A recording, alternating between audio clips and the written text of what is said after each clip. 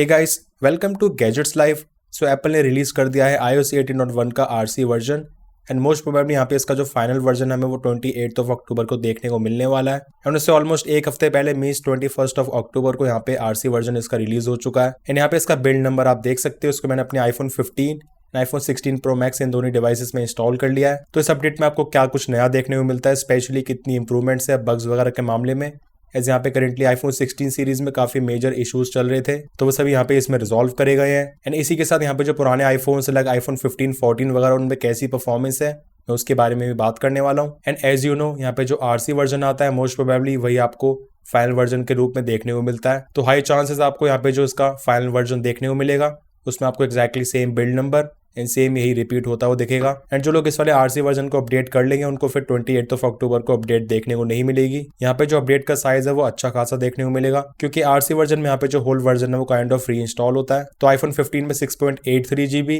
And 16 pro max में लगभग 7 GB के आसपास। वहीं अवेलेबल स्टोरेज की बात करें तो यहाँ पे कोई ज्यादा डिफरेंस नहीं है। इनफैक्ट मेरे 16 प्रो मैक्स में ये थोड़ी बढ़ गई है, ये पहले 127 GB के आसपास थी। एंड आईफोन 15 में पहले स्टोरेज थी 54.84 GB, अभी ये करंटली हो चुकी है 54.51 GB। तो अगेन यहाँ पे कोई खास डिफरेंस नहीं है, ऑलमोस्ट पहले जितनी ही है। अभी हम बात करें what's new in this update, तो यहाँ पे आपको 15 प्रो एंड आईफोन 16 सीरीज में स्पेशली एप्पल इंटेलिजेंस के फीचर्स देखने को मिलने वाले हैं जो कि आपको iOS 18.1 के बीटा 1 से ही देखने को मिल रहे हैं। फॉर एग्जाम्पल राइटिंग टूल्स, सीरी में ऑल न्यू एनिमेशन, इसी के साथ सीरी में आपको बहुत सारे नए फीचर्स देखने को मिलेंगे। फोटोज में better search, clean up feature, notification summaries means अगर आपको किसी एक ही एप्लीकेशन पे यहाँ पे नोटिफिकेशन आती हैं तो आपको पर्टिकुलरली बार बार शो नहीं होगी बल्कि वो काइंड ऑफ कैटेगराइज हो जाएंगी, समराइज हो जाएंगी। अभी देखते हैं जो क्लीन अप फीचर है वो किस तरीके से काम करता है एंड स्पेशली यहाँ पे जो बीटा 1 बीटा 2 थे उसके मुकाबले इंप्रूव हुआ या फिर नहीं। तो फॉर एग्जाम्पल इस वाली फोटो में मैं जाता हूँ एडिट में, देन क्लीन अप, देन इस वाली कार को यहाँ पे रिमूव करके देखते हैं। सो यहाँ पे आप देख सकते हैं इसने रिमूव तो कर दिया बट यहाँ पे ये चीज़ें बहुत ज़्यादा मैस हो गई हैं। सपोज यहाँ पे जो डस्टबिन है इसको रिमूव करके देखते हैं, थोड़ा सिंपल है, ज़्यादा कॉम्प्लेक्स नहीं है। बट यहाँ पे बैकग्राउंड में अगेन ही अच्छे तरीके से मैनेज कर ही नहीं पाया। इनफैक्ट यहाँ पे मेरे हिसाब से सिचुएशन इतनी कॉम्प्लेक्स भी नहीं थी। एंड इसी के साथ AI के बेस पे आपको काफ़ी सारे और फीचर्स देखने को मिल जाएंगे like smart reply, priority messages in mail, notes में ट्रांसक्रिप्शन समरीज। अब बहुत से लोगों को यहाँ पे कंफ्यूजन है दैट उनके पास 15 प्रो या फिर इनफैक्ट आईफोन 16 सीरीज है पर उनको यहाँ पे जो एप्पल इंटेलिजेंस के फीचर्स है वो नहीं दिख रहे हैं। तो आपको एक चीज़ बता देता हूँ। फॉर एग्जाम्पल हम जाते हैं सेटिंग्स में एंड एप्पल इंटेलिजेंस इन सिरी, यहाँ पे आप देख सकते हैं क्लियरली मेंशन्ड है दैट यहाँ पे इंडिया में ये अवेलेबल नहीं है। एंड इसके लिए पर्टिकुलरली आपके आईफोन में यहाँ पे जो लैंग्वेज है वो इंग्लिश US होनी चाहिए एंड इसी के साथ यहाँ पे जो लैंग्वेज है ये भी यूनाइटेड स्टेट्स की होनी चाहिए। तो सेटिंग्स में लैंग्वेज एंड रीजन में जाके जो आपको रीजन है वो इंडिया से यूनाइटेड स्टेट्स करना होगा। इसके बाद यहाँ पे ये चेंज टू US इंग्लिश इस तरीके से दिखाएगा एंड देन आपका आईफोन यहाँ पे इस तरीके से सेटिंग रीजन करेगा। यहाँ पे जो आपके आईफोन का रीजन है वो चेंज हो रहा है। फिर उसके बाद एप्पल इंटेलिजेंस सिरी में जाके आपको यहाँ पे जो इंग्लिश इंडिया है उसको यूनाइटेड स्टेट्स करना होगा एंड देन इसके बाद आपको यहाँ पे वाला ऑप्शन शो होगा join the Apple intelligence wait list. And इसको ज्वाइन करने के बाद फिर आपको यहाँ पे जो एप्पल इंटेलिजेंस के सभी फीचर्स हैं वो सभी देखने को मिलेंगे। एज हम स्पेसिफिकली इंडिया की बात करें so region India, language English India, उसके लिए एप्पल इंटेलिजेंस अभी अवेलेबल नहीं है। एंड लेट्स सी एप्पल इसको इंडिया एंड वर्ल्ड वाइड कब लॉन्च करता है। अब जो कॉल रिकॉर्डिंग का फीचर है वो तो आपको देखने को मिलता ही है। जो आईफोन्स iOS 18 को सपोर्ट करते हैं, इनफैक्ट आईफोन 10R 11 उनमें भी आपको यहाँ पे कॉल रिकॉर्डिंग का फीचर देखने को मिलेगा। तो फॉर एग्जाम्पल यहाँ पे मैं कॉल करता हूँ एंड कॉल को एक्सेप्ट करने के बाद यहाँ पे आप देख सकते हैं आपको ऊपर लेफ्ट कॉर्नर में छोटा सा आइकन देखने को मिल रहा है। सो बेसिकली कॉल रिकॉर्डिंग के लिए ही है। बट एक चीज है कि आपको यहाँ पे अलर्ट देखने को मिलेगा, यहाँ पे जो अनाउंसमेंट होती है उसके बिना यहाँ पे कॉल रिकॉर्डिंग नहीं होती है। एंड यहाँ पे जो कॉल रिकॉर्डिंग है उसको आप देख सकते हो नोट्स एप्लीकेशन में, ये बेसिकली नोट्स एप्लीकेशन में ही सेव होती है। तो जैसे यहाँ पे मैं कॉल को कट कर देता हूँ उसके बाद आप देखेंगे कॉल विद अंकी इस तरीके से शो हो जाएगा एंड यहाँ पे आपकी कॉल रिकॉर्डिंग आ जाएगी, सेव हो जाएगी। अभी iOS 18.1 में आपको जो कंट्रोल सेंटर उसमें जो वाईफाई, मोबाइल डेटा, इसके इंडिविजुअली आइकन्स देखने को मिल जाएंगे। तो यहाँ से आप इंडिविजुअली यहाँ पे वाईफाई वगैरह के या फिर एयर ड्रॉप के जो शॉर्टकट्स हैं इनको कंट्रोल सेंटर में ऐड कर सकते हो। अब मेनली इश्यूज की बात करते हैं। तो जब से मैंने 16 प्रो मैक्स को परचेज करा यहाँ पे मुझे इस फोन में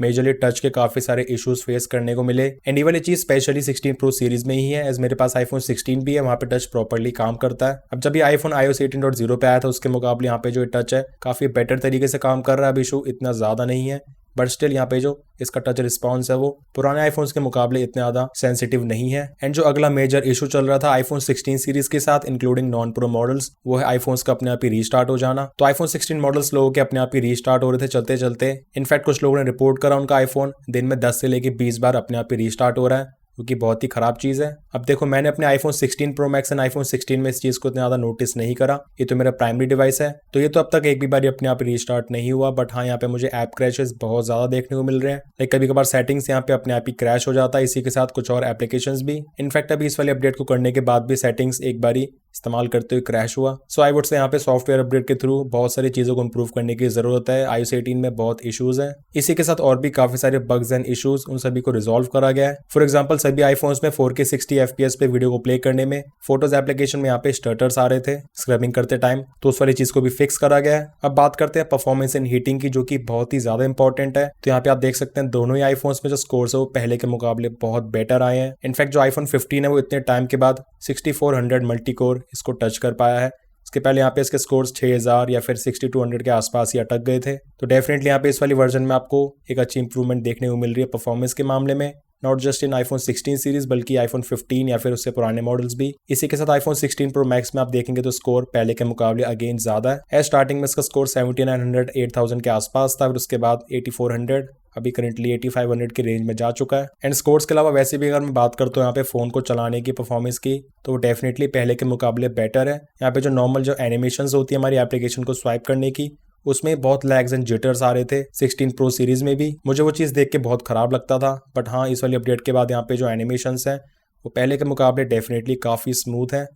एंड इसी तरह यहाँ पे जो आईफोन 15 है इसकी परफॉर्मेंस भी बहुत ज़्यादा अच्छी है, कोई भी इशू नहीं है। एंड हीटिंग की बात करें तो पहले के मुकाबले कोई मेजर फ़र्क नहीं है, बट हाँ मुझे दोनों फोन्स में हीटिंग थोड़ी सी कम दिख रही है, तो हीटिंग के मामले में भी स्लाइट इंप्रूवमेंट्स करी गई हैं। अच्छा, बैटरी लाइफ की बात करें तो वो स्टार्टिंग से ही iOS 18 में इतनी अच्छी नहीं है, एंड इस वाली अपडेट को करने के बाद यहाँ पे मुझे बैटरी लाइफ में स्लाइट इंप्रूवमेंट्स दिख रही हैं। अब आई वुड से ऐसा नहीं कि पहले के मुकाबले बहुत ज़्यादा फर्क है, बट इंप्रूवमेंट तो डेफिनेटली है, क्योंकि किसी भी अपडेट को करने के बाद तुरंत ही यहाँ पे जो फोन है उसमें बैटरी काफ़ी ड्रेन होने लग जाती है, बट यहाँ पे अपडेट को करने के बाद भी ये काफ़ी स्टेबल तरीके से ड्रेन हो रही है। तो क्या आपको इस वाली अपडेट को इंस्टॉल करना चाहिए? Definitely yes. अगर आप इसके पहले बीटा वर्जन में चल रहे हो, बीटा 5, बीटा 6 या फिर बीटा 7 वगैरह, या फिर उससे पुराने बीटा वर्जन में भी, आपको डेफिनेटली अपडेट कर लेना चाहिए। एज पहले के मुकाबले यहाँ पे इंप्रूवमेंट अच्छी खासी है, फोन चलने में ज्यादा स्मूथ है, बैटरी लाइफ थोड़ी ज्यादा स्टेबल दिख रही है, एंड ऑब्वियसली यहाँ पे बग्स एंड प्रॉब्लम्स को तो फिक्स करा ही गया है। एंड आई होप यहाँ पे जो इसका स्टेबल वर्जन आने वाला है 28 अक्टूबर को, वो ये सेम वर्जन ना हो, बल्कि एप्पल इसके मुकाबले कुछ और थोड़ी बहुत इंप्रूवमेंट करके एक अलग वर्जन को रिलीज करे